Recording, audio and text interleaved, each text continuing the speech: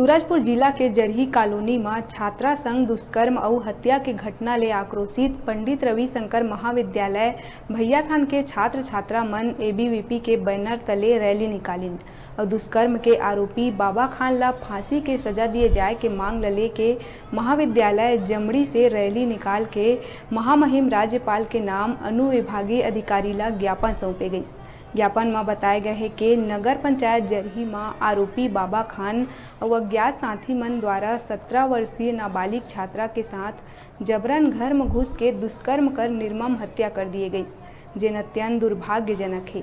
सबो छात्र छात्रा मन घटना के सीबीआई जांच और परिजन मन ला उचित मुआवजा के मांग के साथ ही आरोपी बाबा खान और ओखर अज्ञात साथी मन ऊपर कड़ा कार्रवाई करत हुए फांसी के सजा दिए जाए के मांग ले के ज्ञापन सौंपे है।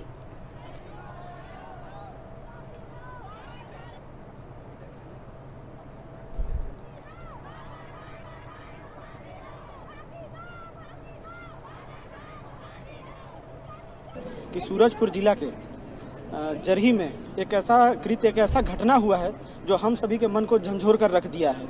इतना शर्मसार करने वाला घटना हुआ है जिसके विरोध में हम सभी पंडित रविशंकर त्रिपाठी के छात्र छात्राओं के साथ समस्त विद्यार्थी परिषद के कार्यकर्ता आज यहाँ पे आक्रोश रैली के साथ जो ऐसा कृत्य किया है उसके लिए फांसी की मांग करते हैं कि तत्काल कार्रवाई हो उसके ऊपर, ताकि आगे से एक ऐसा अपराध करने में 2 बार जो ऐसा अपराध करता है ऐसा दोषी उसको सोचे।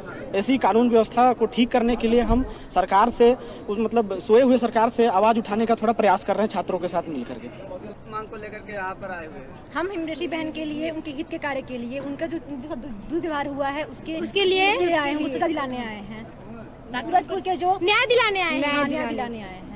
तो क्या आपको लगता है कि न्याय मिल जाएगी? क्यों नहीं मिलना चाहिए फांसी मिलना चाहिए बाबा साहब को। अगर नहीं मिलता है तो क्या करेंगे? हम जिंदा जला देंगे। हम इसी प्रकार ऐसी रैली हम कुछ कर सकते, रैली निकाल सकते हैं। विद्यार्थी क्या कर मतलब अपने लाइफ में करेंगे, क्या रैली निकाल सकते हैं। उनके लिए हम भूखे प्यासे रह सकते हैं। आज जिसके साथ हुआ कल किसी और के साथ होगा, तो आज उनके साथ हुआ कल हमारे साथ होगा। हम अगर बाहर निकल रहे हैं तो हमको डर रहे हैं कि वो लड़का आके हमको ये कर देगा, वो कर देगा। अगर हम लोग ऐसे ही रहते रह गए तो हमारा लाइफ में क्या होगा? लड़के हमेशा आगे जाएंगे, लड़की हमेशा पीछे जाएंगे। क्या अपने आप को आप लोग सुरक्षित नहीं महसूस कर रहे हैं क्या? नहीं करते तो एक घर से किसी लड़की का बलात्कार नहीं होता। जो लड़की घर के अंदर सुरक्षित नहीं है वो घर के बाहर सुरक्षित रह सकती है।